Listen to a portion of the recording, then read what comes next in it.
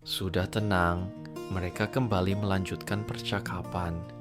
Dengan hati-hati, Dong Seok bertanya pada Seon-a, "Selama ini, kamu tidak merindukanku?" Seon-a menjawab, "Ya, kadang-kadang." Mendengar itu, Dong Seok merasa sedikit kecewa. Dong Seok berkata, "Bohong saja, bilang kalau selalu merindukanku." Seon-a pun menjawab, "Aku memang sangat merindukanmu." Tanpa sadar, keduanya tiba di rumah Seon-a. Merasa percaya diri saat Seon-a menggenggam tangannya, Dong Seok berbicara seolah mereka sudah menjadi sepasang kekasih. Kamu dan semua aku pun berada di rumahmu seperti ini, bukan di Jeju. Rasanya seperti kita pasangan yang tinggal bersama." Mendengar itu, Seon-a hanya tersenyum tanpa berkata apa-apa. Lalu Seon-a berkata kepada Dong Seok, sebenarnya dia mendapat pekerjaan berkat bantuan kenalannya dan mengatakan ingin tinggal di sini, di Seoul, agar bisa sesekali melihat putranya yang tinggal di sini. Dong Seok sempat membayangkan kembali pergi ke Jeju bersamanya, namun impian itu lenyap seketika.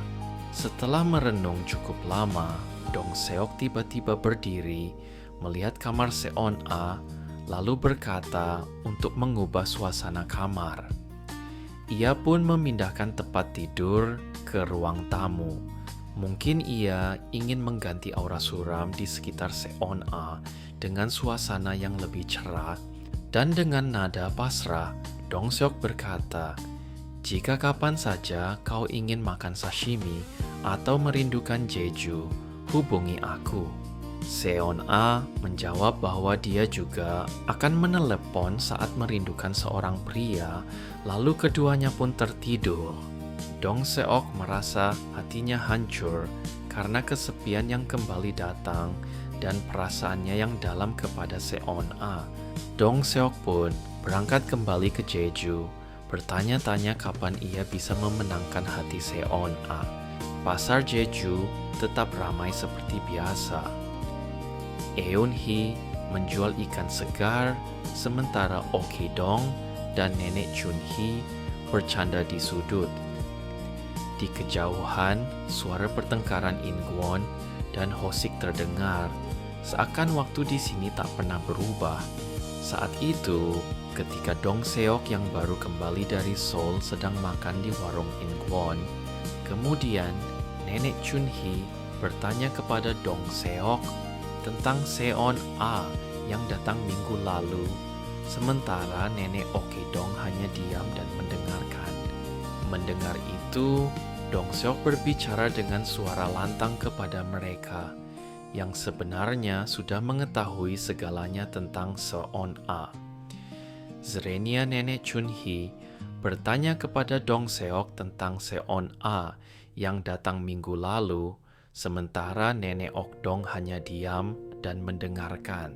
Dia adalah wanita dari Seoul yang bercerai dengan mantan suaminya, memiliki seorang anak, dan bahkan pernah membuat keributan mencoba bunuh diri di sini, kata Dong Seok sebelum pergi. Beberapa saat kemudian, saat Dong Seok sedang berjualan, Ok-dong datang membeli celana, membayar, lalu pergi. Dong Seok mendatangi Ok-dong dan menegurnya, bertanya kenapa ia kembali muncul di hadapannya. Chun-hee kemudian menegur Dong Seok agar berhenti. Dong Seok mendatangi Ok-dong dan menegurnya, bertanya kenapa ia kembali muncul di hadapannya. Chun-hee kemudian menegur Dong Seok agar berhenti. Kemudian Jeong Jun dan Dong Seok tiba di rumah Seon-a dan mulai memperbaiki rumah tersebut. Ia berharap bahwa suatu hari nanti Seon-a akan menyelesaikan kehidupannya di Seoul dan kembali ke Jeju. Ok-dong menderita penyakit yang tidak dapat disembuhkan, dan satu-satunya orang yang mengetahui hal ini hanyalah Chun-hee. Ok-dong setiap hari memikirkan bagaimana cara memberitahu putranya Dong Seok tentang hal ini. Keesokan harinya, Yang Ok dan Jung Jun menikmati waktu berdua secara diam-diam.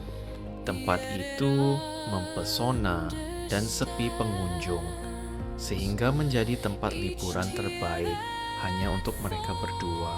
Saat mereka berdua sedang menikmati waktu berdua, Yong Ok menerima sebuah panggilan telepon.